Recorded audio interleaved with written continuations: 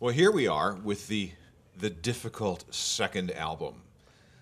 Let's just start with the first record, which did quite well. You got a lot of attention in various parts of the world. You played in Glastonbury, you played Lollapalooza, and a bunch of other places. You ended up on Desperate Housewives, which was kind of cool. Let's actually talk about that for a second. How did you end up playing on Wisteria Lane?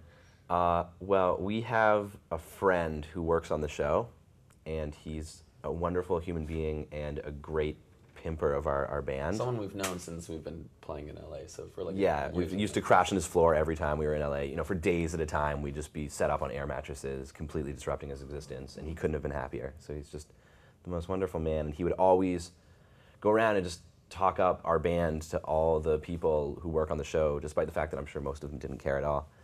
And so we actually were mentioned on an episode, a couple episodes previously, where the one of the moms was trying to masquerade as a girl her son's age to spy on him on some, it's called Silverfish or something. It was a Facebook, MySpace sort of stand-in. Graham doesn't miss an episode. And I've seen 2 episodes, both of them involved my band.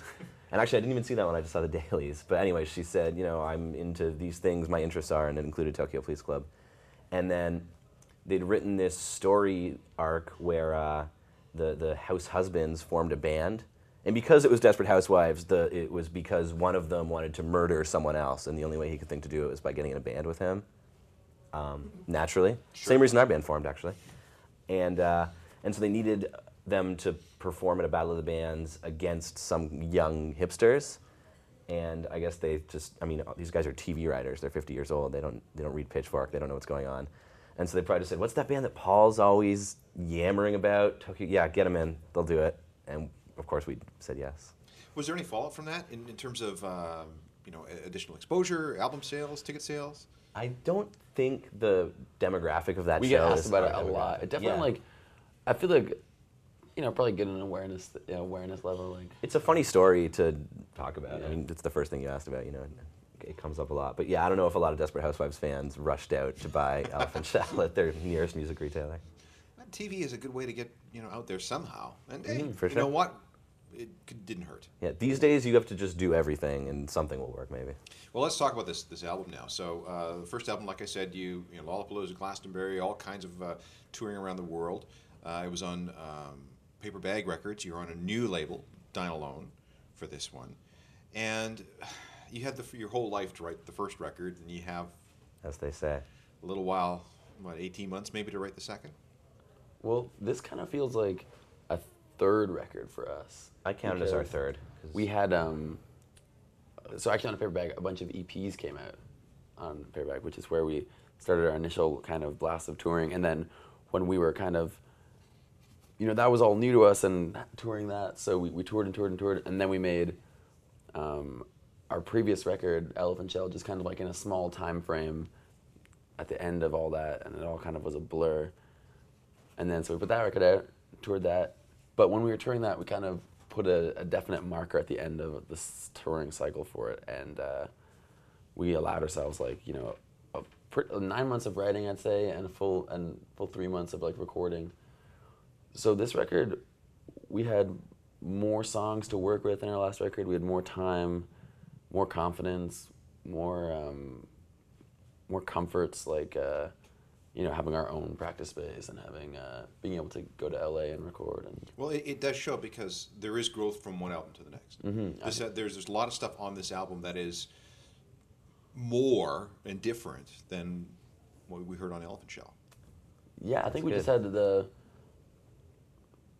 time to kind of try different directions, and there wasn't kind of, even though it is technically our sophomore full length, but I feel like we already went through all the bull that is associated with that on our debut because we had already had EPs and exposure.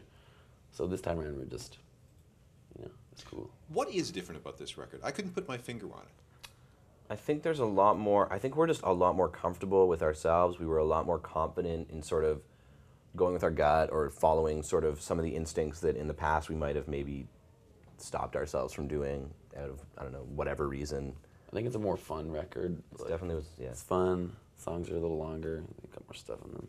Well, when I listened to the record the first time, I made some notes. Can we go through the songs? Let's do it. Yeah, okay. So here we'll start with favorite food. Yeah. Here's what I wrote. Wonky, funeral-like organ lead-in to a song about worries and regrets. A washed-up Hollywood star, perhaps? A child star who has fallen hard?